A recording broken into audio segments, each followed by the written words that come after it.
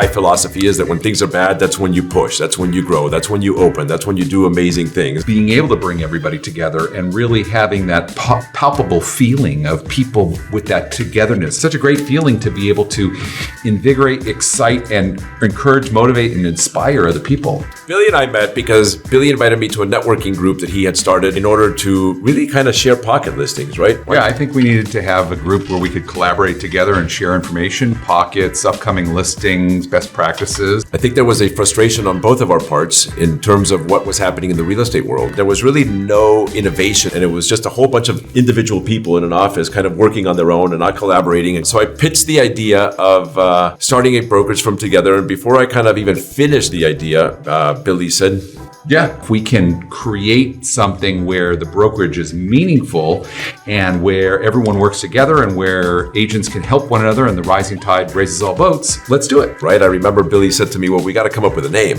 And I said to him, well, I already have a name.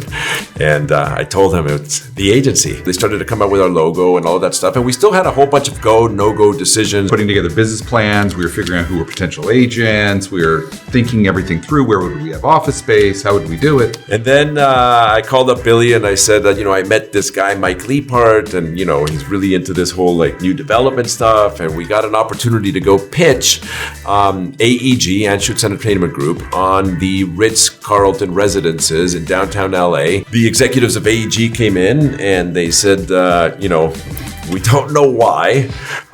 Here's your competitors, and here's your, 4-page presentation. And one of the pages just said the dream team. And they said, we don't know why, but we're going to give you guys the project, right? And they said, when do you open? And we both looked at each other and we both said, Tuesday. So we went to our offices, we called our respective owners and brokers, and we told them what we were doing and that we were leaving. We packed and we rented an office space that weekend, and we moved in on Tuesday with no furniture whatsoever. They had that leftover, hideous 80s glass industrial conference table, and that was really it. And we got those plastic chairs, those rented party rental folding plastic chairs. Yeah. And that was Command Central. We figured it out. Yeah. Right. And it was kind of really cool too, because we definitely had some early, adapters. I remember Jeff Cole. He called me. The manager at the Prudential office where I had been working had made a, urgent office announcement that Blair and I were leaving and starting another company, and all things were going to be good. And Jeff Cole was at that meeting, and he came downstairs to his office and he called me and he says, hey, the manager said you're starting a new company. I said, yeah, it's kind of scary actually, because it's kind of like having a party and not knowing if anybody's going to come or not. And he said, can I get an invitation? He became our first agent. On my side, we had Alejandro Aldrete, Michelle Schwartz, who are all still both with us. Obviously, my daughter Farah, my father Eduardo. And then there was the rest of my team with, of course, Blair and I think Shane. Oh no, Shane. Yeah. Alan Vance. You're right. Ruiz. Jonathan Ruiz. And that was the beginning of the agency. We just celebrated at the forum with an epic party, and also just amazing content, learning, education, really amazing time, particularly after COVID, for all of us to get together, the team to get together. The concept is that we do want to be a boutique real estate firm that provides a boutique level of service, but with a global reach. And the way that we do that is by focusing first and foremost on the people and the community that we have, but ultimately the culture in which we all operate.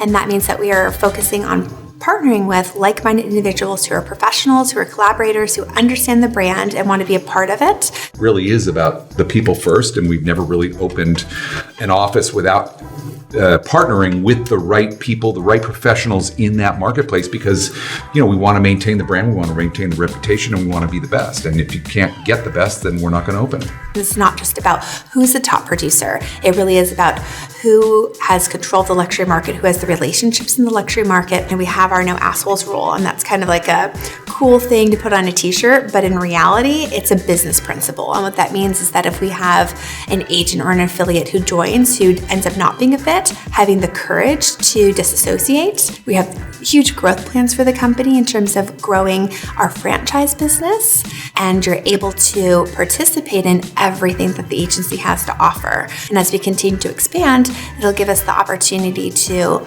include our franchisees not only in the franchise side of the world, but also in our everyday business. And we do that by including them in our manager and leadership meetings. We do that by including them in the same events that we have, and that creates true relationships. So if a client has a referral from LA to Turks and Caicos or to Canada, they actually know who to call. It was about actually a year and a half ago that we decided to join this beautiful family of ours called the agency. It has been one of the best decisions that we have made in our entire lives. Well, it's been really fun since day one.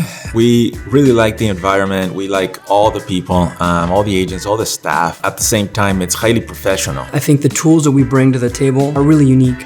None of the other brokerages that exist in the market do that. Never would have been able to pick up the phone or an email and call a publicist, director of marketing, head of social media to help us craft a campaign around a specific property. It's a very unique skill set. It's been almost a year since we joined the agency. I'm a numbers guy, so we had about 30% growth in our company, which has been amazing. In Real Trends, we were just announced to be number 14 in the US and number 1 in the state of Maryland, so it's been great. Before we even had officially joined, Mauricio had a referral for us from the Aspen office. So I think it's going to be really beneficial for all of the offices to be working together to have that connection. Everybody reached out from across Canada and throughout the US. We've received referrals, we've sent referrals, and to be able to have that connection across, our clients are covered from coast to coast. The amount of support that we got from day one, even till today, has been so amazing from corporate. We just feel so connected to everyone, even though we've never met anyone in person. Everyone's just been so amazing, and it's just been such a fun time so far. It is definitely a family feel when you work at the agency, and that is my absolute favorite thing. It's so inviting and so open, and everybody really kind of just meshes together. It doesn't matter who you are. You're an agent, your staff, you just started, you've been here for 10 years. From all the new people that I've met that have joined since COVID and we haven't seen each other for so long, everybody says, there's something different here. I can't put my finger on it. Everybody always asks me, how are you going to maintain the culture? And the reality is that when it starts off so strong and everybody embodies it, it's actually relatively easy to maintain the culture.